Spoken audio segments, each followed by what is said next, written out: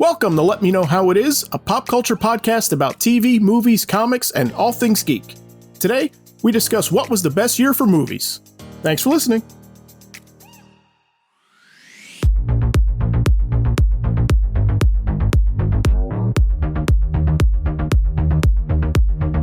All right, we're getting in the Wayback Machine today, and we're looking at some favorite movies from way back in the day. I'm Zach Slater. I'm Frank Melman. This is Tommy Smithereens. And I'm Clifton. Okay, so a little broad in the intro. There's a ton of movies released every year, but every once in a while, there's a year that just sees a bunch of movies released that turn out to be like not only great, but also have a ton of staying power. So what's the best year for movies? We've narrowed it down to 3 years, 1984, 1989, 1999. All right, so that's the three that we're going to choose from. Who wants to walk us through 1984 first? I'll go ahead with 1984. So like these 3 years all come up because they have some pop culture cachet. And in 84 is definitely a big hitter, which introduced us to characters and franchises like Ghostbusters, Terminator, Gremlins. Wow. As well as giving us, you know, some other mainstays like Beverly Hills Cop. Mm-hmm. Woo-hoo! I'm cheering in my head all of these, though. So, and The Never-Ending Story. There's many, many more. Yes. Last Starfighter. Oh, yeah. I could just keep naming them, but I was just going to let some people jump ahead. I mean, I think Ghostbusters and Terminator are probably the ones with the most weight culturally since then. But yeah, I mean, there's a lot of great things that year. Yeah. I know if I had picked 84, I would have gone with Ghostbusters. As the Titan of the Year of Titans. I would think so. Yes, I would think that would be the one that's for me. I mean, that had the most cultural resonance for me was definitely Ghostbusters. If I was doing 84, I would have picked the first 30 minutes of Indiana Jones and the Temple of Doom. Just the Shanghai scene. Yeah, just the Shanghai bit. And until the raft scene, and then we're good. Right. As soon as they come to land in the raft scene, I change the channel. You're not into the eating monkey brains. That doesn't do it for you. No. I mean, I agree with you there. I mean, we've talked a couple times, I think, on the podcast, and definitely in reality, in real life, about the Club Obi-Wan scene, how great it is. Yeah, it's a fantastic terrific opener. But then, the minecart, and then I think the ending. I love the Molaran prepare to be Kali in hell is pretty awesome.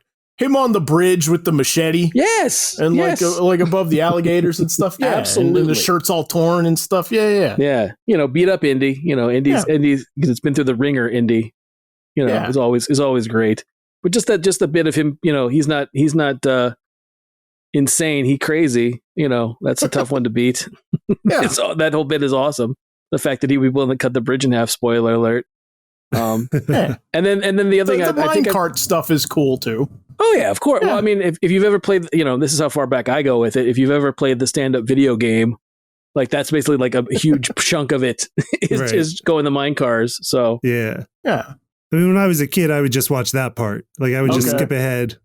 It's definitely okay. That movie. Yes. Yeah, right. I mean, there are some greats in here. There are a lot of greats in this one. My personal favorite, I think, though, truly, honestly, unironically, I say Karate Kid. Yeah. I was going to bring up Karate Kid too, definitely. Especially with the resurgence that we're getting currently this year. Sure. With what we have now, absolutely. Yeah. Yeah, that's when I watched so many times when I was a kid. The first two. I watched the first two a lot. Yeah. And the third one not as much, and then somehow the next Karate Kid more than the third one. Oh, really? But yeah. Right. But I do I grew up like totally on Karate Kid, man. I love those movies. Right. Yeah. It's amazing. I love Karate Kid. Yeah. Love it. So what strikes me that's cool about 84 is that there is a lot of like new ideas here. Like contributing new stuff, right? As far as I can tell, I mean, I don't believe that like Gremlins was based on anything, right? Like that's an original story, yeah, right? Yep. Terminator. I don't care what Harlan Ellison says. Right. Right. You know, Ghostbusters. Yeah, I mean, this is there's some big heavy hitters here that are not based on a comic book, not based on, you know, like today, not based on a manga, not based on a book, not, you know, just, you know, somebody's writing cool stuff. Right. Oh yeah. Yeah. Someone's using their imagination and coming up with something great. Yeah. Yeah. Mm-hmm. I mean, you have stuff also that year. I'm looking at the list for 84. You had Amadeus, wasn't that year? Mm-hmm. Yeah, but to me, the low key ones, the surprise hits that I can watch incessantly was like Purple Rain. Yeah, I think Purple Rain was the next one I was going to mention, Tommy. Yeah. What you call it?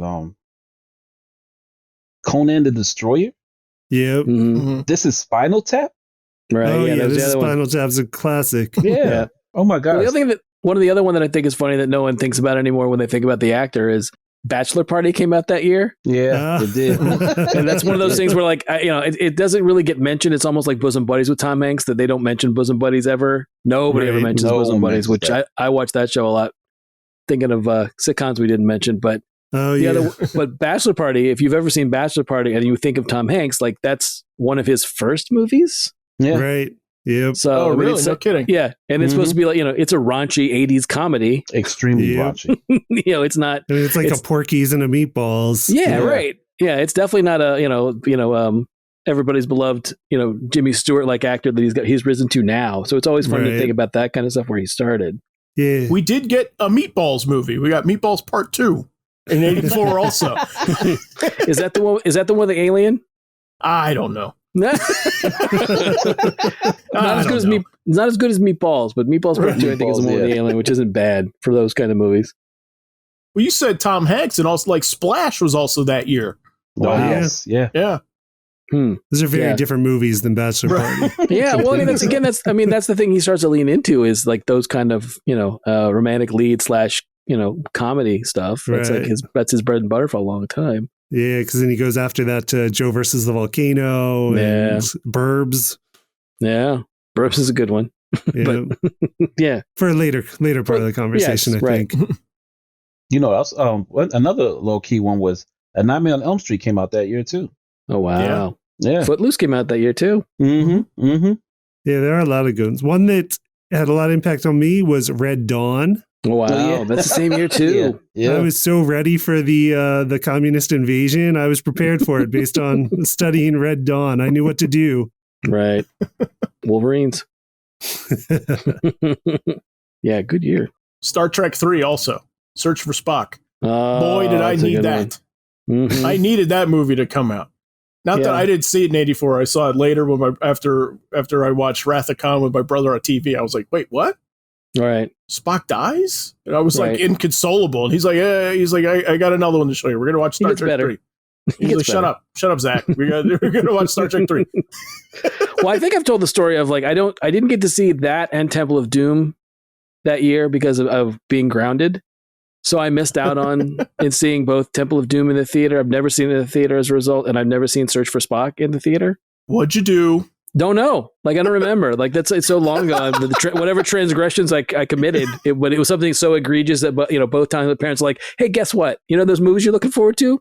Not going to see it. Even though I do think Temple of Doom I was not allowed to see it because it was PG-13. Oh, really?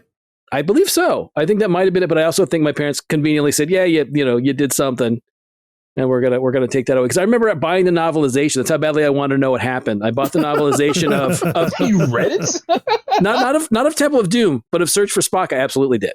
Okay, man, it drove you to read. Yes, yeah. I wanted to know how Spock came back. I was very concerned about that as well. Trying to figure that out. So yeah, I read the novelization in order to get to the story until I actually saw it years later. But yeah. Both times my parents are like, "Nah, we're gonna pull your ticket on both of those." So wow, yeah, harsh. Did you murder somebody? I know. Yeah. No, I don't think I did. I don't remember what. Again, no clue what I did. I'm sure it was something that was, you know, punishment fit the crime. The whole time you're talking, I'm just picturing the Simpsons episode when Homer's like, Bart, you can never see the Itchy and Scratchy movie ever. Right? Yeah. Yeah. It was rough. I gotta say, because they hit me where I live on both those punishments. So. Yeah. But we also got Romancing the Stones that year. Yes. Yeah, my dad loves that movie. It's a great movie. It's a great movie. It's a great one. It's a very good one, especially if you love DeVito. I've never seen it. Oh, Really? Great movie, man. Yeah. It brings That one's out really we good. get Michael Douglas and Kathleen Turner. Yeah. So far, Mhm. of all the ones that we've brought up, I've seen 4. Really? Don't tell. Yeah. Don't break our hearts and tell us which 4. Yeah, I want to know. Because I know 2 of them I saw with you. So It was just Beverly Hills Cop 4 times. Right. Yeah, what to say? Yeah. yes, yeah, that was on recently too, and it was funny because I showed my wife the scene where they what's his buddy Richie comes to town obviously and starts the movie and I showed her who the heavy was, and it's Mike from from Breaking Bad and from Better Call Saul. And they shoot him in the head. Yeah, Yes. yeah, and in Axel's hallway. Yeah, brutal. He's a bad guy in that opening one. though chase on the cigarette truck Where he's hanging off the chain. Oh my God. Yeah. With Glenn Fry playing in the background. Yeah, it's awesome. Yes. It is a terrific action sequence. I love that bit. But yes. This is not my locker. Beverly Hills Cop is one of the 4 that I have seen. Yes. Jeffrey, this is not my locker. Yeah, that whole bit with Paul Reiser. I love that bit. Yeah. It's so good. But 16 Candles came out that year? Yeah. Yep. Yeah. And Firestarter. Oh, wow. Drew Barrymore classic. And Starman. Was this the height of John Hughes, would you say? Not completely. That was probably by like 86. Yeah, probably. 86, you would say? So this was he's definitely present in 84, but I think it's a few years later that he's like taken over everything. Mm-hmm. Okay. Yeah. But Frank, you missed the best name of any movie to date. Oh? Breaking 2, Electric Boogaloo. Oh, Electric Boogaloo. See, everyone jokes about that one, but I watched that movie so many times when I was a kid. I remember like Kelly Kay. I remember everyone in that movie. You remember the broom scene where he's dancing with a broom? Yeah. All to save the rec center or something. Yeah, I'm sure it was a rec or center. something. Yeah, Or it's a rec something. center, I'm sure it was a rec center. It had to be a rec center. It was always a rec center in the 80s. Yeah, Boys Club, something. We don't know. Long time ago. What else is there? Nausicaa of the Valley of the Wind for Clifton. That came out that That's year. true. Yeah. I did not see it until much, much later. I saw it in a film festival in 99, I think. Oh, wow. Up in New York. And that's the first time I had seen it. But yeah, it's definitely from that year. And it is a great one. It's the first, I think it's the first Ghibli feature. I'm trying to remember, or Miyazaki feature. He had done a Lupin movie before that, but like it's the first of what we think of as the Miyazaki epic films. Okay. What else we got? We got Toxic Avenger. Oh, some trauma. Yeah, some trauma. Did you ever see Greystoke, Legend of Tarzan? Greystoke? Yeah, a long time ago. That dropped that year too. Yep. Woman in Red. Oh, with Gene Wilder. Yeah, it's a good Gene Wilder. If you like Gene Wilder, it's a good movie. And Kelly LeBrock. Supergirl, first live action Supergirl. Yeah. It was not as successful as the Superman. It was movies. Not. You also had the Stop Making Sense, the Talking Heads documentary. That was I've still never seen that. Yeah, 84. I don't know that it was truly significant as a release that year, but significant in movie lore in the fact that like Blood Simple came out, right? And that's the first Coen Brothers movie, right? Yeah. So, yep. Police Academy. Yeah. The first one. That started an empire. It did. It gave us Michael Winslow. Thank you. So yeah, good year. Yeah. A lot of good stuff. Muppets Take Manhattan. And I have to bring it up because it may actually come up more and more in this episode than you think. But we got to say, to check off a baseball movie that year, we're going to say The Natural. Oh, yeah. That's a good one, too. Yeah. Wow. Yeah, a lot of cool stuff. Somebody explain Last Starfighter to me, because when I was a kid, I knew a lot of people that had posters up for this in their room, and I've never seen it. I mean, like, Guardians of the Galaxy is basically an updated Last Starfighter. If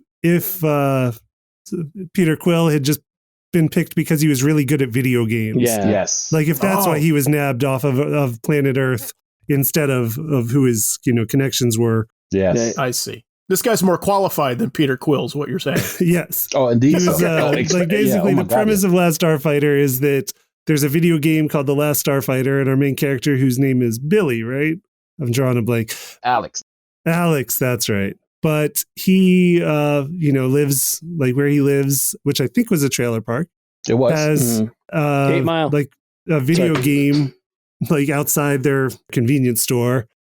And he was just really, really good at it, and then finds out that it's real. Like the video game is based on this real intergalactic battle, and that's how they recruit pilots. Is they send this out to see who's good. Yeah, it's kind of like The Wizard with Fred Savage meets Guardians of the Galaxy. Right. I see. But no power glove. Right, but no power glove. No power glove, right. No Mario 3. But what I loved about it was Robert Preston. Oh, yeah. Who played Centauri. You may all know him if you ever seen the musical, The Music Man. Yeah. Mm-hmm. I loved him. Yeah, he plays the guy who comes to recruit him to join their intergalactic war. Okay. It's a fun movie. Like I watched that so many times when I was a kid too. I should check it out. It sounds fun. Yeah. I like Guardians, so I'll probably like that. Right. Yeah, I mean I'm sure James Gunn grew up on Last Starfighter. Mm-hmm. Yeah. Right. Fun fact, Will Wheaton was in that movie. Really? Really? Yeah. Oh, he cool. Remember Alex had a little brother named Lewis? Oh yeah. He had a friend, which was Will Wheaton. Okay. So that's pretty good. I think that's all the big ones from 84, right? Did we say Dune? We did not say Dune. We didn't say okay. So there's Dune. Which again, I watched a lot growing up, but it's definitely not the most successful. And we'll see how the new Dune movie compares. Because it's theoretically so far unfilmable. And Chud. Right. And Chud. Yes. Thank you, Chud.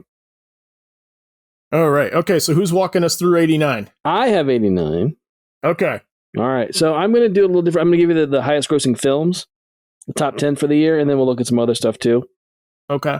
All right. So I'll go to 10 to 1. All right. So the 10th highest grossing film was Dead Poet Society. Okay. And then you had Parenthood for number 9. Number 8 was Driving Miss Daisy. Yes, Miss Daisy, I be honking. 7 was Ghostbusters 2.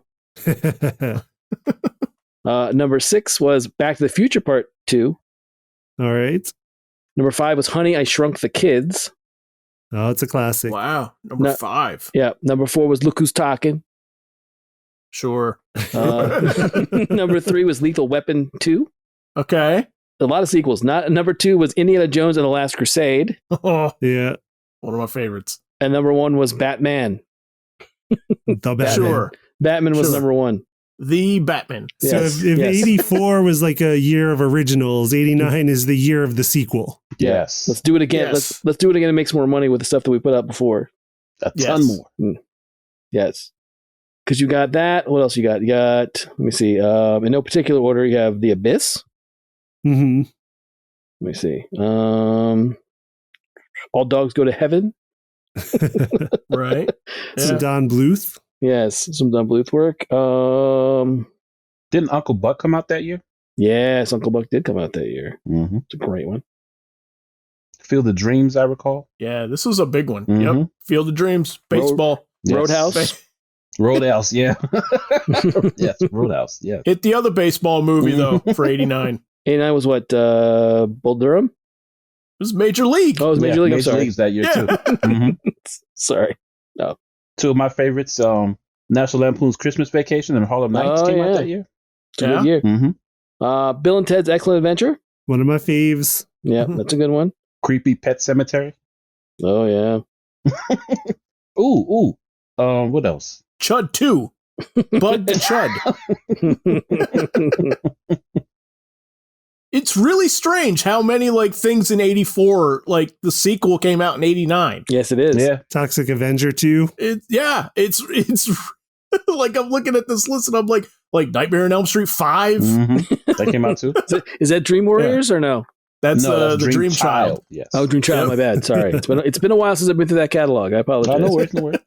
And The Burbs is 1989, which we had mentioned earlier for the Tom Hanks evolution. Yeah. Oh yeah, yeah. The incubus, the succubus, mutilations. Yeah, it's a good one. The Burbs is very good. Again, it's a very weird Tom Hanks movie, but it's very good. Yep. What else we got? Do the Right Thing. Yeah, I was gonna say, Do the Right Thing's a big one. That's a great movie. I make $50 a week. Dream Team. I like that one a lot. Michael Keaton. Yeah. Christopher Lloyd. Yeah. Peter Boyle. Yeah. Dream a Little Dream also. A Corey's Tour de Force. The Coreys. It's a fun one. That one. That's like the Corey Feldman and Corey Haim, a Freaky Friday movie where yes. I think we were discussing it where it's Corey Feldman that switches bodies with Jason Robards. Yes. And Corey Feldman is heavily into his like Michael Jackson move phase. Yeah. He's wearing like the glove and the one glove and the leather jacket. Yeah, very much so. And Corey Haim's like a punk kid in that one. Yep. And Meredith Salinger, I forget her character's name, but she's in that too. Right. Well, I'm drawing a blank on her name too, man. I watched that one a lot when I was 12. Yeah. And I'm going to make it weird with my other favorites from the 11 or 12-year-old me, however old I was then. Okay. No, I guess I was like 10. I don't know. But Gleaming the Cube.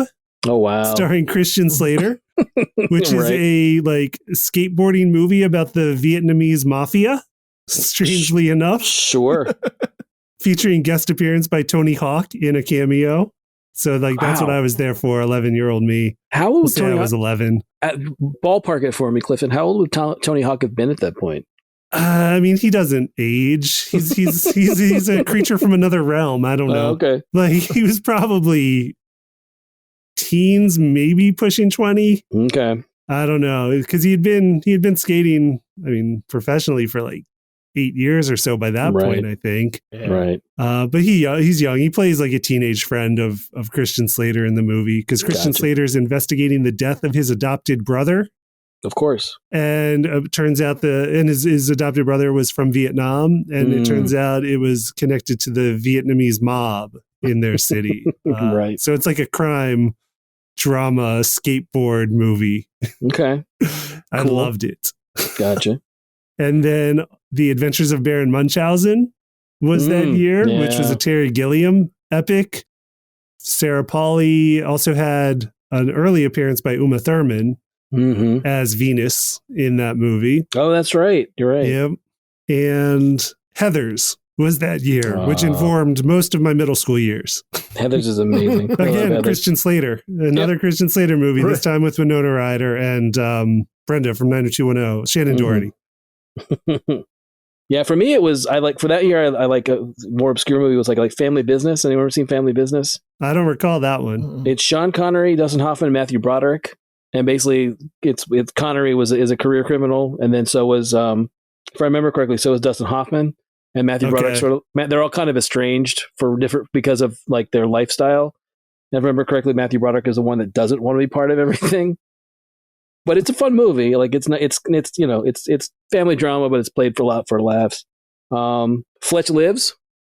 If you've speaking of sequels, oddly enough, it's not like I've read all the Fletch novels. Like I've read all the Gregory McDonald Fletch novels, and it's oddly enough not based on any of them. Like there's like a dozen or more of those novels, and they just came up with their own story. Instead. They came up with their own story for it instead. Not bad. I enjoy Fletch Lives. Fly 2. With Eric Stoltz. Right. It's not the same. No. I like Eric Stoltz, but it's not the same. We have Friday the 13th Part 8, Jason Takes Manhattan. That's my favorite title out of all of them. I love that title. Well, the Muppets took it in 1984, so someone has to take it now. Glory came out that year. Yeah, Denzel. Yeah, Denzel, Matthew Broderick, Morgan Freeman, Andre Braugher. It's a good cast. I remember that one being notable because it was rated R and they showed it to us in school when I was in middle school. It's a good one. Oh, we're watching a rated R movie. It's heavy, but it's a good one. They showed it to us in government class. We had to get a permission slip signed. Yeah, it's a good one. Harlem Nights. Yeah. I'm going to shoot off your pinky toe. I got a real soft spot for Harlem Nights. Harlem Nights is fun. I love it on TV. Yeah, I watch it on TV all the time. Harlem Nights is fun. Little Mermaid. Oh, yeah. Huge one. Yeah. I'm surprised that wasn't on the top 10 list. Yeah, I kind of highest grossing. When you were reading that off, I was stunned that wasn't on there. Well, I saw a lot of movies in '89. Yeah, I saw a lot of them. Did we say Star Trek Final Frontier? What is that, 5? Is that 5? Yeah, Voyage Home is 4, so yeah, that would be 5. Okay. It's a weird one. It is a weird one. Not very good. Yeah. What was God Need with a Starship? Another good one that year that's kind of obscure is The January Man. Anyone ever seen that? No. Mm-mm. I remember I recently watched one of those things where people in just watching old movies where they said that they didn't understand or didn't enjoy this movie. It's basically it's a Kevin Kline movie where it's a thriller trying to solve a mystery before it's over. One of those, but it's good. It's a good movie. It's basically it's almost like someone took the idea for Calendar Man and turned it into a regular movie without Batman in it. Okay, because they're committing crimes for throughout the months. Okay. What else? Karate Kid Part 3. Yep. Which is the one I've seen the least out of all of my Karate Kid love. A lot of sequels. I only recently saw Karate Kid Part 3 to get ready for the latest season of Cobra Kai. So yeah, I had not seen it. The Wizard, the one that you brought up earlier. Yeah. That came out this year. Mm-hmm. I remember because I walked out of that and then went to see Christmas Vacation. Mm-hmm. After they got to the Super Mario Brothers 3 shots, you were like, "That's it. That's what I came for. I'm going to see another movie now." No. Even before that, like we hated it so much, we left, and I remember that night my cousin was like, he's like, "I'm kind of mad at you because I really wanted to see that Mario 3 stuff," but I was like, "Yeah, but like Christmas Vacation was funny." He goes, "It was funny." Yeah. Yes. Lean on Me. The like high school feel good. Yeah. Now the crowd reaching the kids movie. They used to call me Crazy Joe. Now they can call me Batman. Yeah, that one. That's the one I'm talking about with Morgan Freeman. Yep. No Holds Barred came out that year. There's still a lot. Yeah. No Holds Barred. That was a big one for whatever age I was at that time. Yes. The Hulkster. Hulkster versus Zeus, who unfortunately just recently passed away. Yeah. I mean, there's still like the UHF, the Weird Al movie. Yeah. That was out. We got License to Kill, the Bond movie, the Timothy Dalton one. Oddly enough, this is pretty great. Police Academy 6, City Under Siege. Only 5 years after the first one in '84. Yeah, how do they pull that off? I don't know. They're up to 6 though. I guess one literally every year would put you in at the 6th this year. We also have Pumpkinhead, the horror movie. Horror. Yeah. I never saw it. I just remember seeing the box on the shelf at the video store. At Blockbuster? Yep. Yeah. Or Errol's, whatever it was locally at the time. Right, it was Errol's. God. Puppet Master also came out, the first one. That one came out that year.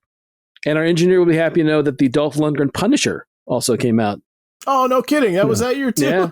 It sort of came out. Yes. Okay. Yeah. Right. Yes. Based on Marvel's comic character, quote unquote. Yeah, sort of. Yes, sort of. Also, another comic book movie that year was The Return of the Swamp Thing. Mm-hmm. Heather Locklear, right? Yeah. I saw that.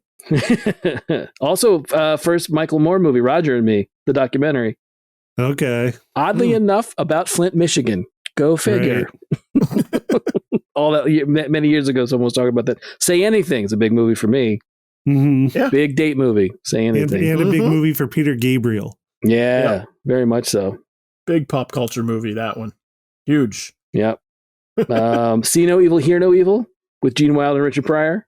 Yeah. It's the third time they were together. I think it might be the last one they're together, I think. You also had Sex, Lies, and Videotape, Soderbergh. Right. Mm-hmm. I remember the hubbub around that one. Yeah. God, yeah. His career started so long ago, and I didn't know his name until like 98. You know? Right. Well, the year he had Traffic and Aaron Brockovich was like when he was really on the map. Yeah. Yeah, that was like 2000, I think. Yeah. Yeah. Steel Magnolias? Steel Magnolias, sure. Tango and Cash. I knew there was one I was forgetting. Tango and Mother Effing Cash. That one came out that year. We got Kickboxer also and Cyborg that year. Right. And before we got started, I had mentioned to Clifton that Teen Witch came out that year. Which I watched a lot. Yeah. I get sucked into any weird teen movie. Like I would be there for it. Oh, another one that I had a soft spot for that was fun was everyone ever see Three Fugitives? No. It's a buddy. I don't think so. It's a buddy movie with Nick Nolte and Martin Short of all people, and they're on the run with this little girl. Like I remember seeing pieces of it. It's a fun movie. Yeah. Toxic Avenger Part 2. Uh-huh. And it says Toxic Avenger Part 3, The Last Temptation of Toxie. Oh, back to back. Yeah. We also got When Harry Met Sally. Yeah, we did. Yeah. It's a big year. Turner and Hooch. We also got When Harry Met Sally 2, 3 years later. No, I'm kidding. War of the Roses. Again, it's a pairing of Michael Douglas and Kathleen Turner and Danny DeVito. Wired. Anyone ever seen Wired? I've read the book. I have not. The movie's not very good. Wired is it was about John Belushi's life. Okay. Bob Woodward wrote the book. Interesting enough, Michael Chiklis plays Belushi. Oh, really? Yeah, it's one of his first things. Yeah, and I think that's about it. Ones. That's the year '89. That took a while. Yeah, But- there's a lot. I can't get over that there were like so many sequels, Yeah. like over 3. Mm-hmm. Just like the number like the Nightmare on Elm Street 5, Mhm. Friday the 13th 8, right? Yeah. Star Trek 5. Oh, yeah. Like, good grief. Police Academy, whatever that was. 6. 80, 90? Oh, 6. Okay. Mhm. It was a lot. All right. Okay, so 2 down, one to go. Who's doing, Tommy, you're doing 99? I am. Okay. Okay. Now, due to confusion from multiple sources, they're in no particular order. Oh, no, they're in particular order, but if they're wrong, so be it. But I got this from Box Office Mojo. Okay. Domestic. You ready? Yeah. Starting off from 10. You know, back when we were worried about Y2K and all that other crazy stuff in 1999. I love 99. Yeah. This year was unassuming to me. This is the one that like everybody like touts, and then I didn't remember how good it was Oh, this year's magic. until I looked at it. I'm like, oh man. There was Yeah. so many highs and lows with this one. Number 10, according to Box Office Mojo, Domestic was the Blair Witch Project. Yep. Okay, yeah. It was a juggernaut. Mm-hmm. Number 9, Runaway Bride. Okay, yeah, Richard Gere movie with Julia Roberts. Mhm. Yes. Mhm. The other one they Yeah. made. Well, they paired them again. Like what? Yeah. The second Yeah. time? Well, Oh. no, I mean, but this was my huge movie phase at this point. This is when I was like really into movies and stuff, and I remember like that was the first one they agreed on after Pretty Woman. Like they had been trying ever since to do something together, and that was the first one that they both liked. Okay. Number 8, The Mummy. Mm. Okay, yeah, Brendan Fraser. Mm-hmm. Brendan Fraser's Yeah. big comeback. Number 7, Big Daddy, Adam Sandler. Number 6, Disney's Tarzan. Ah. I love Tarzan. I just think of the Phil Collins song.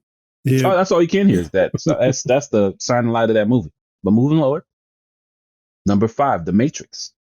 Wow. That was number 5. That was number 5. Oh, This is okay, domestic. no, I know why. This is I know domestic. why.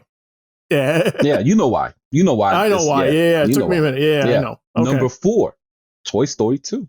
Mm. Yep. Number 3, Austin Powers, The Spy Who Shagged Me. Oh yeah. This Yeah, surprised me. those- What was number those 2? were a thing. Yeah. The surprise was number 2. I didn't think it ranked that high. Was I knew number 2. The Sixth Sense? Yep. Yeah. And number 1, with no surprise, Yeah. Star Wars Episode 1, The Phantom Menace. Yeah. Yeah. Yeah. That thing printed money at that point because everyone was Yes. waiting on it. They're starving for it. Mm-hmm. I didn't go to school that day. I was one of those. You should have. Yeah. Based on what we got, you should have. Right. I saw this movie twice and never paid both times. That's how much of a juggernaut it was. You were lucky. Yeah, I was. I slept the first time. Okay. If you'd give me a chance to guess, I would have gone with that. Well, the crazy part is I didn't miss the best moments of the movie Ah. and I still slept through it. That's hilarious. Take that, Phantom Menace. Yeah. Where 99 was great. So I went to go see The Matrix, Okay. and I couldn't because it was rated R, Mm. and they wouldn't let me in. Wow. So we went to see The Sixth Sense instead. Okay. That's not a bad fallback. Yeah. No, it's fine. I remember I saw Sixth Sense. I was on a date and I missed the first 10 minutes, 15 minutes maybe, because it took us forever to get in and it was packed. But I still guessed the ending of it. Really? Okay. Yeah, I did. I got it. I was like, oh, I understand what's going on here. I was kind of like half paying attention to it because I was so mad. Mm-hmm. Like I'm stewing the whole time. I'm like I wanted to see The Matrix, and by that point it was like do you want to just like we were out, right? And it was like, do you want to go see that Bruce Willis movie? Like we didn't even know the name of it. We're like, you want to go see that one? We're like, yeah, sure. Might as well go see something. It was pretty good. Yeah, I didn't figure out the one that I should have gotten, which was Unbreakable. I didn't figure that ending out, but the one for Sixth Sense I definitely got. Matrix, same thing. I was on a date, and it was do you want to go check out that Keanu Reeves movie that I didn't know anything about? Right. And the same thing where I was like, oh, wow, that was actually really good. But yeah. No clue what it was about before I saw it. Well, that's the same. That's similar to my story. We were so upset over Phantom Menace that, I was like, I'm not going to movies for a while. My brother, out of the blue, calls me up and said, have you seen The Matrix? I was like, the what? So, oh my God, go see it. I was like, what? What's it about? No. Buy a ticket, go see it. So we guys can go. And this was like, right when the movie was leaving the movie theater, so it's empty. And right, because it came out a month before Phantom Menace. Actually, a little bit closer, but yeah, definitely. It was very close to Phantom Menace. It was like a March release or something, right? Yeah. It had stayed in the movie theaters for so long, we didn't know why. So when we went to go see it, we were blown away. To the next day, we brought the kids. We brought like 4 people, and we damn near filled half the theater because that's how many people what I mean, know about. Though. Like, I'm surprised though that it was only like the 5th highest though. I figure Sixth Sense doesn't surprise me, but I figure that Matrix would have been 3, or something. But yeah, but it was because of 2 sequels, Toy Story and Austin Powers. Yeah, same year. Yeah, I forgot completely about Austin Powers and how big of a juggernaut that was too. Yeah. And we're just scratching the surface here. I mean, that's just the top 10. There's a lot of big ones still. Yeah, I didn't mention The World Is Not Enough. Oh yeah. Yep. Got another Bond movie. Mm-hmm. I didn't mention American Beauty. Yeah. So which was an Oscar win at the time. 10 Things I Hate About You. I love 10 Things I Hate About You. Yes, great movie. I love that movie. Galaxy Quest. Oh, it's a great movie. Yeah. It is. Office Space came out that year. Mm-hmm. If not mistaken, I think Iron Giant came out that year too. Yeah, it did too. It did in August. Mm-hmm. Stuart Little. I still watched it. Fight Club came out that year. Yeah. Nice. American Pie. Wow. Being John Malkovich came out that year. Yeah. That's a good one too. Magnolia. Yeah. Wow. Talented Mr. Ripley. Yeah. I saw that in the theater. Did you? Yeah. Out of all of these, like that, like that's one that I saw in the theater. Yeah, that's what I was about to say. That. Thank you. I was about to say that question. But Wild Wild West came out that year too. Yeah. Sleepy Hollow came out that year. Patch Adams, The Thomas Crown Affair. I was so excited for Sleepy Hollow. Yeah. How did I get into Sleepy Hollow, you might ask? Same year that you couldn't get into the other one. Same year I couldn't get into The Matrix because it was rated R. Well, I'll tell you. Sleepy Hollow came out on my birthday. So that was the first rated R movie ticket I bought. Wow. Yeah. Happy birthday. Yes. Did you see South Park? Yes. I did not see. I was over South Park at that point. In the theater, yes. Yeah. Deuce Bigelow? Yeah. Yeah, you remember it, so yeah. Sure. Cruel Intentions came out that year too. I was right there for that one. Yeah. Varsity Blues. Yeah. Varsity Blues. Varsity Blues came out that year too. I like The Bug's Life. It wasn't a bigger known Pixar ones, but I enjoyed it. Came out that year too. It's a good one.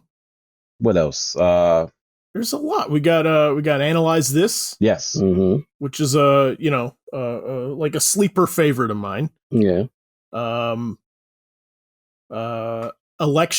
Election and Ed TV. Right. Yes. Election's fun. We're also out that year. Muppets in Space. That came out that year? Mm-hmm. Yeesh. Wow. reveals Gonzo's origin. Does it really? I've never seen Muppets in Space. Never saw Muppets in Space. Is it on Disney Plus? I wouldn't doubt I don't it. know. There were some Muppets things that were missing that they're slowly adding. Like Muppet Show wasn't there and is there now. Right. I can't remember if Muppets in Space is there. The Muppets Take Manhattan wasn't. I don't know if it is now. So maybe, hopefully soon, they'll have the whole library. Yeah. Yeah, when I was looking at it, I'm like, this is loaded. Oh, yeah. Entrapment, Thomas Crown Affair, the remake, the Pierce Brosnan, Rene Russo remake. Right. Yeah, Dennis Lear's in that too, right? Yeah. Did anyone see Princess Mononoke? I saw Not in the it. theater. I saw it in theater. I saw it in theater, probably in '99. Mm-hmm. Oh, wow. No, I didn't see that till years later. And another one, like Fight Club, big, cult following. But we got another big cult following movie that year, because Boondock Saints. Oh my God, yeah. Yeah, Right. that was that year too. You're right. Which I don't think anybody saw in the theater. Probably No. No, and I didn't see it until much, much later once. No. Right. That played the empty theaters. Nobody. not. Right. Yeah. And then like that was one. I mean, that took years later before everybody was like, "You've seen Boondock Saints yet? You seen Boondock Saints?" Yes. You know. Yeah, a lot of cool ones. Wing Commander. Well, you don't like Wing Commander? I loved the video game when I was younger. I remember the It's a cartoon. great video game. I played that video game all the time when I was a kid. Haven't seen the movie. Yeah, in August, there's like one weekend in August that had Iron Giant, Mystery Men, Sixth Sense, and Thomas Crown Affair. Wow. And then right before that was Dick, which I don't know if anyone ever saw, but I enjoyed that movie like way more than the Nixon movie. Yes. Right. Where it's Kirsten Dunst and Michelle Williams take down Nixon accidentally and set off Watergate. I enjoyed that one a lot, and I don't know if anyone else ever saw that movie. I know of it. I've never seen it. Anyone see Notting Hill? No. That came out. Yeah, that's the Hugh Grant, Julia Roberts movie. Yep. Yeah. I've talked up a lot of romantic comedies in this today, but yeah, no, I haven't seen that one. Eyes Wide Shut came out that year too. Yes. Never seen it, but man, am I happy that movie exists for no other reason than we can do like, what is that, like an Eyes Wide Shut party? Yeah. Joke? Yeah, I'm so happy that it exists for that reason. Yes. No, it was a weird year for a lot. It's like the most original screenplays ever that year. Oh, really? It's a weirdly, like I said, like to me, it was like an unassuming year, Mm-hmm. you know, but a lot of good stuff, a lot of good stuff in there. For love of the game, we got to say it because we got to get a baseball movie in, which I found weird. Like we narrowed it down to 3, and it was like, man, there's like a good baseball movie in every single one of these years. That's weird. Because how often is a baseball movie made? Not as much as Not before. that much anymore. Yeah. Right. Sports movies in general. It's hard to get a good sports movie out now. I'm holding out for Draft Day 2. That's what I want. Draft year day. Yeah. Hashtag make draft day 2. Right. Yes. Release draft day 2. Come on, Ivan Reitman. Ivan Reitman directed Draft Day? Yeah, I know, right? On purpose? Jeez. What happened? Yes. It was a bet. He lost the bet. He lost the bet, yeah. See, it feels that way. Definitely feels that way. Did I mention Three Kings? Did that? No, you did not, but I love Three Kings. I love Three Kings too. John Ridley. Yes. It's a good one. He wrote that movie. Mhm. Yeah. It's a good one. That was an unassuming one too, I think.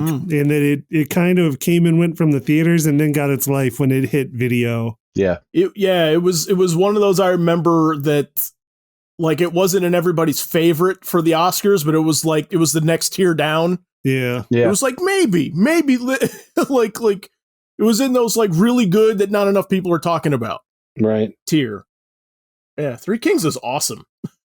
Bone Collector. Anybody catch that one? I did. Oh, Right. yeah. That's on there too. I went kicking and screaming to that movie, and I felt like a jerk walking out of that movie. I was like, this movie's great, Yeah. but man, I was a jerk. Like, why are we going to see this? Really? Can't see anything else. You picked terrible movies. Good grief. Like, The Jeffrey Deaver book is better, but it's a pretty good movie. Yeah. Anybody remember Dogma? Yeah. Yeah. Dogma was that year as well. But no, I feel like Good a lot of memorable movies. It's like, I feel like it was the time I was really going to movies instead of seeing like stuff blow up or shock and awe. Right. Like I actually paid attention to the plot. Man on the Moon was that year too. Mm-hmm. Yeah. Andy Kaufman movie, Andy the Jim Kaufman. Carrey. Yeah. I was when I was looking at the list too, and I saw Big Daddy came out, which I saw in the theaters. I remember and I liked a lot. But thinking about it now, I'm just like, that's so ill-titled. The title doesn't even make any sense. Yeah. No, it doesn't. Big Daddy? It should be like he's like a child himself. What does that? Right. What does that even mean? Yeah. Should have been Child Father. Yeah. Child daddy. Like, but even that, child daddy. What does that mean? Like, Man child. Man, Yeah. there you That's go. what they should have called it. Yeah. It screams this wasn't the first title they came up with. The one that was that year that took me by surprise was Bowfinger. Yeah. The Steve Martin, Eddie Murphy screenplay, directed by Frank Oz, screenplay by Steve Martin, starring Eddie Murphy and Heather Graham and Terrence Stamp and Robert Downey and All-star lots of cast. people. Mm-hmm. It's really good. And yeah, I mean, definitely recommend that because I still think it flies under a lot of people's radars. Even It does. still, it's definitely worth checking out and worth watching. Yeah. It's a send up of Hollywood and Scientology and all sorts of stuff. That freeway scene is it's so funny. Eddie Murphy playing a fun play against type, but also to type. Yeah. Would we say that's the beginning of the? Is that before Nutty Professor, or is that after?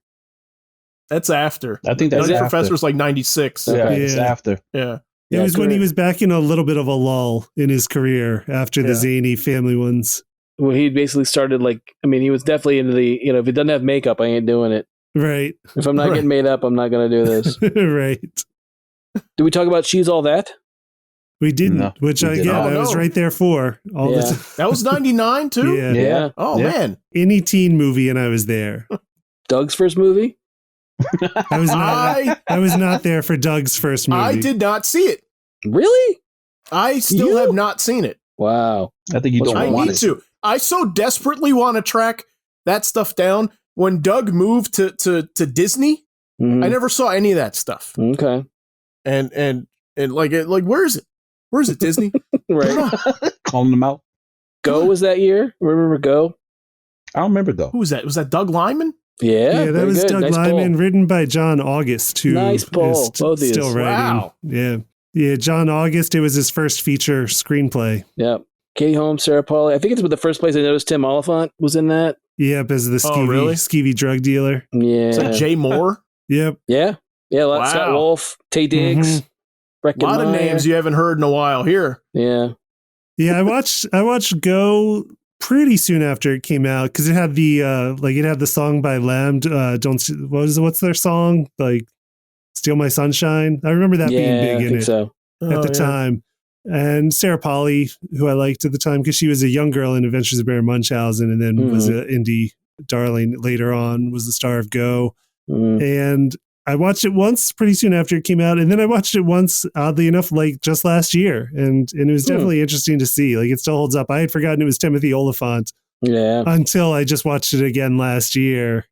hmm And it was definitely interesting to see him. He's good in it. Yeah, he's very good. Life is that year as well.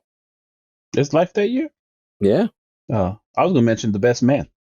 That was the rise of Terrence Howard, Tay Diggs, Yeah. Eric Perrineau. I love that one. That and Blue Streak with Martin Lawrence. Blue Streak. It's just a silly movie, but I found it to be fun. But 99 was the year where I lived near in walking distance to a movie theater. So I saw way more movies than I should. Run Lola Run was that year as well. Yeah. One was that year. A lot of them. Yeah. But going back to Blair Witch Project, the start of the shaky cam era. Yeah. Yep. Anyone can make a movie. Yeah. That's Just hold it what and when I run. think about that time, like anybody can make a We movie. had Blair Witch. That proves it. It was the first one we said. Yeah. It doesn't have to look good at all to do it. I had a friend who hyped me for that movie because he was he still is a huge conspiracy theorist. So he believed all the hype and the talk of that Blair Witch actually existing in Maryland. Yeah. So when he took me to see it, I was totally disgusted. But being in the movie. I never went to see it, but like I knew people that thought it was real. Yeah. No, they did a phenomenal job marketing that in the early days of digital marketing. Like when people didn't quite know the power of it yet. And I don't know if anyone ever has quite been as successful, because that one's part of its success was that people didn't know to be wary or cautious of it. Yeah. No, I know. Like when they would mention, like they went to Montgomery College, and I was like, oh, okay. And they tried to play Montgomery College like it was a college, which is all local to where we grew up. Yes, yeah. It's like good, nice job, but no. And then they talked about what is it? Where does it take place? I forget. Is it not Clarksburg? Where is it? Burkittsville, Maryland, up past Hagerstown. Yes. So it's one of those where it's like, yep, I know all that stuff. And then Burkittsville started having to, like, people would go there and steal their town sign, and right. after the movie, probably still do, honestly. Yeah, I had people calling me like you live near there. like what are you gonna do? I'm like, it's not real. Right. Yes, it is. Oh, those people really disappear. I'm like, no, that's an ad campaign. Yes, but no, what's crazy? The crazier part of that, the original budget of this movie was tops $60,000. After edits, cost $200,000 to $750,000. So it all comes under cost $1 million. But how much they grossed? Yeah, it's ridiculous. Was $248 million. It's a phenomenon. It was. I mean, when people use the word phenomena, it was a phenomenon. It was something that we'd never really seen before then. Yeah, but no one does numbers like that based upon a movie. No. Deep Blue Sea also came out that year. The shark movie. Yeah, but it's fun. It's fun for different reasons. But yeah, that one's a good one for what it is. What else? We talked a little about Mystery Men. That was fun. Yeah, Ben Stiller movie. Yeah, right. The superhero thing. Yes, I'd never seen this one. It's fun. It's got its moments. It was just ahead of its time slightly. It was. Yeah, it thought there was enough superhero stuff to cash in and everyone to be ready for like a superhero parody, and it wasn't quite there yet. No. I mean, now there's enough superhero stuff that we can sustain tons of superhero parodies, so. Right. But it did bring us Smash Mouth before Shrek did. Right, exactly. Yay. Yay. I like that Walking on the Sun. It's an awesome song. Not that one. It brought us All-Star. It brought us All-Star before Shrek did. Before Shrek. Cool. All right. So 3 years loaded top to bottom, it sounds like. So we're going to go around. So everyone's going to pick their favorite one of these three. So what do you think was the best year for movies? Whatever your criteria is. Well, I'll go first. Okay. My personal favorite was 99. Okay. Great highs, great lows. Like I was anticipating Star Wars to be the best thing ever. I was not expecting what I got. Okay. And I'll leave it as such. Also, the year I lived near a movie theater. So I damn near saw half of what was presented. And I wasn't expecting. Despite Frank's intuition, I did not know the ending of The Sixth Sense. Sixth Sense. Yeah, it surprised the heck out of me. I did not either. I went along with it. Yeah. It was a fun ride. A lot of new directors, new movies, things of that nature. I just like the innovation because a lot of what I saw there, like being John Malkovich, Fight Club, all of concepts in movies that I've never seen before. Even the movie with the twist, everything was different for that year for me at least. And we got bullet time. How cool was that? Yeah. Yeah, they milked the mess out of it, unfortunately. So we can no longer have bullet time anymore.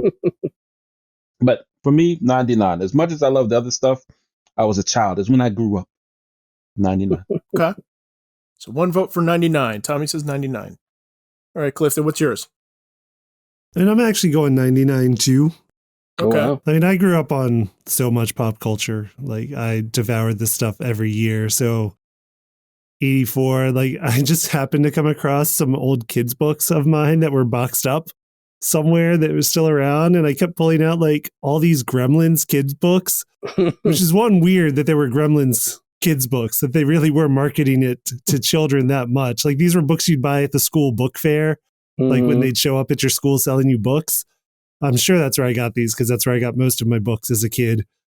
But two, it just showed me like how much I loved Gremlins. Like I was so into Gremlins apparently, and I had forgotten how much, like how obsessed I was with Gremlins at whatever age I was when that came out. I was still young, but I mean, 99 is like, I was definitely a more appreciative moviegoer by that point in time. I was, into early adulthood and just definitely appreciated like all the chances in 99 and like the independent movies that were having mainstream success, like your Being John Malkovich, like your Fight Club, like your American Beauty, like things that were just, becoming huge mainstream things, but still keeping more artistic sensibilities. All right, Frank, what's your pick? What's your year? I'm torn between 89 and 84. Okay. You would be. Yeah, I would be. I mean, I love Ghostbusters. I love Ghostbusters so much. I look at the top 10 for 84 and I love, the top 10. I saw most, if not all, those movies multiple times. But 89, I think, was one of those where I remember I was working in a movie theater in 89. So I remember those Friday nights of just, the onslaught of people coming to see movies and how much good stuff was out. So, and then we talked about the fact that there's just like, when we talked about it in about sequels and we talked about before in prior shows, the idea of, I just like the idea of sequels because you get a chance to spend more time with those characters that you like so much in the first ones. So I think I'm going to lean into 89. I think I'm going to go with 89. Okay. I too am going to say 89, although 99 is way closer than I thought it was going to be. Yeah. Looking back at it, I'm like 99 is very stacked with some excellent pieces of work here. You know what I mean? But I don't really hold Phantom Menace against it because I remember then it was the first one and I was like, they're off to a little bit of a slow start, but they can pull out of this. It can get better, but 89 just has so many like all-time favorites in there for me. So it's close, but I'm saying 89. Mm-hmm. So. All right. So now we got a tie, which means we have to go to our engineer for a tiebreaker. This always works out well. I know he's or going not, on. or we'll call it a tie because we're not in an official tournament. Right. No. Right. So the robot does not weigh in today. All right. So to close out though, we're all going to go around and we are going to, of the year that we picked out, we're going to say what our favorite movie is and what our least favorite from that year is. But first, if you like the show, you can check out all of our episodes on YouTube and letmeknowhowitis.com. Just please, however you find us, don't forget to like, subscribe, and leave us a review. Finally, if there's anything you would like us to discuss, be sure to leave a topic suggestion on Twitter or in the comments. Our Twitter handle is our show's initials, LMKHII. All right. Tommy, we'll start with you. So, favorite movie from 99, least favorite movie from 99. Favorite is hard, but based on how many times I saw it, Fight Club. Just because Interesting. I like the whole mental thing. Because right. To make that up is absurd, and to see it played out in that fashion, such an original screenplay. Well, it's based on the book, but I still love that movie because I just saw it multiple times looking for holes in it, and I kept seeing those cigarette burns or these. I mean, it just the more I saw it, the more depth I felt it had. Right. So I'll say best movie that year is Fight Club. Least, Tarzan. What? Disney's Tarzan. If not for this song, wow. They led me in because Tarzan did the whole skater thing through the trees. Yeah. It seems so cool. He was surfing on vines. He was surfing on vines, people. Yeah. Another weird Tony Hawk reference of which not the first one for this episode. I know, Tommy, I know some people that say that's the best Spider-Man movie we got up to before we got the Raimi stuff. No, because of the legs, right? It was just agile. But Rosie O'Donnell as the gorilla doesn't hold up all the time, man. It just doesn't. I know what it's trying to accomplish, but yet, however, that's the one Disney movie over the course of years that I would say pass. You know, it just doesn't hold up over time for me. I won't say Phantom Menace as much as certain parts. I thought you were going to. No, Darth Maul. Oh my gosh. Yeah, that's true. You talking about top villains? He's no matter what certain elements of that movie are slow, but I waited in line. I'm not gonna lie. I was fully anticipated that movie. The only thing that slowed me down was the lull in certain parts, and the story was disjointed because come on now, everyone broke that movie down on a level that I think Lucas wasn't expecting. They just I think he just thought to have fun, but everybody broke that movie down to its bare bones. But everybody loves Darth Maul. But no, I won't put Phantom Menace as lowly expected as it came to be. It wasn't the worst movie that year, not by far. Tarzan to me. Just keep twisting the knife. You just keep twisting the knife. He's got to keep going back. Make sure that wound is fresh. Yeah. Oh my gosh. I dare you to see which one you'll watch more: Phantom Menace or Tarzan. I bet money. Tommy. I bet dollars to donuts. Which one you'll sit through? But yeah. Fight Club, I'm surprised with. I was not expecting you to say Fight Club. Oh, it's such an onion. You peel back layers and layers on that crazy wreck, and then people still look at it now with just that's the coolest I've ever seen Brad Pitt. No joke, the coolest. Yeah, good picks. Interesting picks. Wasn't ready for those. Need some therapy after that. Tarzan. Oh my gosh. Clifton, what's yours? Also from 99. Also from 99. So 99 was one, it was not expected at the time, and that is Iron Giant, which I was big into animation, studying animation at the time. And it was marketed so poorly I don't even remember. I remember the marketing just being terrible. Like they were marketing it as kind of like a fun romp, like a robot adventure. And then you get in there and it's not at all like what the stuff was marketing it as. Like it wasn't goofy. It was like super dramatic and it was heartfelt and it was sincere and it was, a period piece and deals with fear and Cold War and all sorts of stuff. And when it came out, like I had a friend who was also big into animation that went to see it and like told me how good it was. And it was only on her recommendation that I was like, okay, like I guess, it looks terrible in the trailers, but I guess I'll check it out. And went and like was completely blown away by it. And like still one of my favorite movies of all time to this day still. And I do know, I heard a story from one of my professors at the time who said like an executive at Warner Brothers personally apologized to Brad Bird and how horribly they had marketed the movie because it was still like late 90s and everything had to be like a zany, like, your Robin Williams type character, fast talking, that everything was doing. And they just had no idea how to market or distribute what it was that they had, which was a great movie. Yeah. So Iron Giant's definitely my favorite, and I recommend to anyone who hasn't seen it to check it out. Brad Bird, it was Brad Bird before he did Incredibles. Yeah. Animated classic. Yeah. It is so great. Yeah, they had no idea what they had. No. But they were aware enough to figure out that they screwed up. Like that's the only like bright side at all to it is someone did apologize. All right, least favorite? Least favorite, I don't really have a least favorite movie, so I'm going to defer to the good people at the Golden Raspberry Awards who gave the Razzie for Worst Picture of the Year in 1999 to Wild Wild West. I knew it was going to be that. So I'll just go in on defer to their judgment on Wild Wild West. Okay. Not undeserving. Yeah. All right, Frank. All right, you're taking us to 89. 89 would have to go with what everyone else was enthralled with that year, and that was The Bat.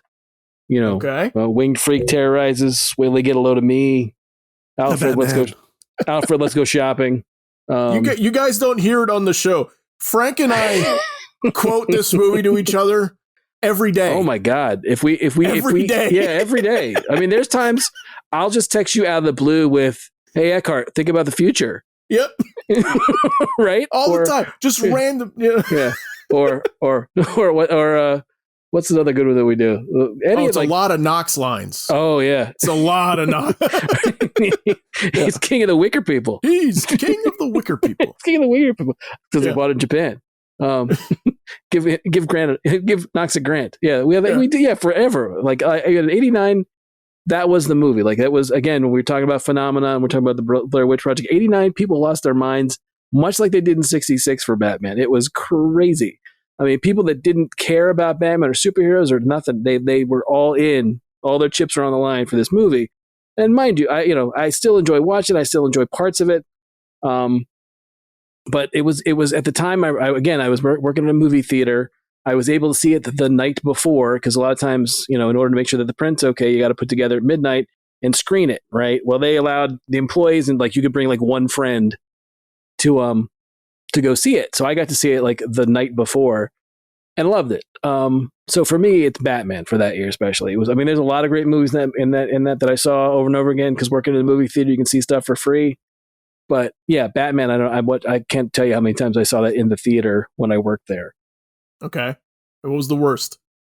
Oddly enough, I was trying to look, and I was looking at the list of movies for the year. The only one that I had a visceral reaction to, and I don't even remember why, it was a Stallone movie called Lock-Up. Okay. There's a Sylvester Stallone movie called Lock-Up in which he's, I don't know what his actual job is or why he gets locked up, but it's one of those wrongfully locked up movies. And, Stallone's got to survive on the inside and, hit the guy that's the biggest guy first before everybody messes with you kind of thing. And he's Stallone. So it's not like, it'd have to be someone like Tiny Lister or so, like who we mentioned before, who's enormously bigger than him to make it believable. So, but Donald Sutherland's in it. Nobody's great in it. And like I said, the only reason I'm picking it is because I definitely had a moment of like, ugh. And I don't remember the story much more about it than he was wrongfully accused and in jail. Right. But that's what I'm going with.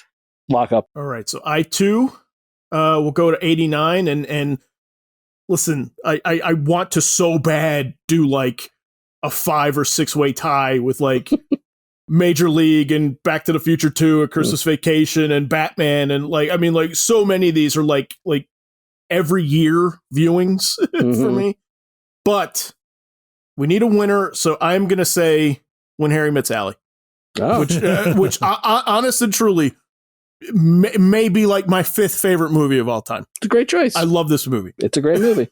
It makes me feel awesome inside. I'm just so happy watching it. Worst movie? The Wizard. I'll just say that. Just 'cause it's the only movie I've ever walked out on in my life. So just for that reason, I'll say it. I didn't see the whole thing. It may be better than I'm remembering. So those are mine. It's got the Power Glove. That's all.